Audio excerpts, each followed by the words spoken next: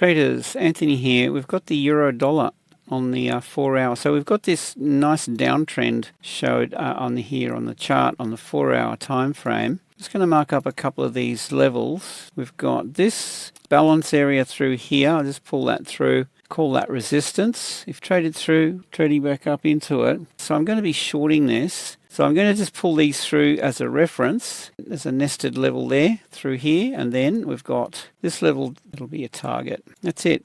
Pretty simple setup. There's some key levels. We've got this. Actually, that'll be target 1 just through this point of control here. So let's just do this. By the way, guys, if you haven't already, I would invite you to click the links below. Check me out. I've got a website link there and a free Telegram group. You're welcome to join.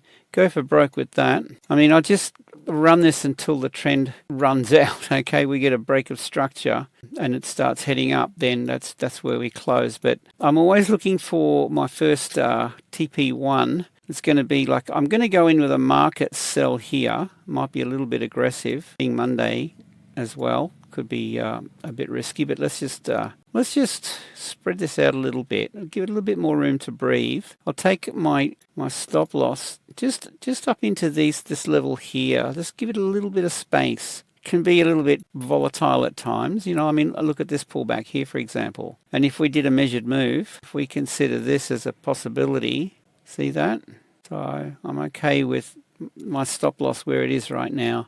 This will be more or less probably an intraday, unless, you know, this tanks tonight. We've got some data coming out involving the euro, so just be careful. I wouldn't be entering this until tonight's events have occurred, and just watch the volatility and then see, you know, which direction this decides to start heading. And that could be the opportunity if we get weak data for the euro. Then, you know, there's a sell. So let's just keep that in mind, and this will be the setup. So target 1 for me is going to be, I've got my 1-to-1 down here, all right, and 0.8. I generally go in around about there for T1, just slightly less than 1-to-1 risk reward. And I'll take most of my position off, go to town with this. And as I said, we just keep trailing it with your stop loss until we get a break of structure. You could go in with 3 positions, open positions, or 2 if you want. One at 0.2% of your account and one at 0.1% of your account.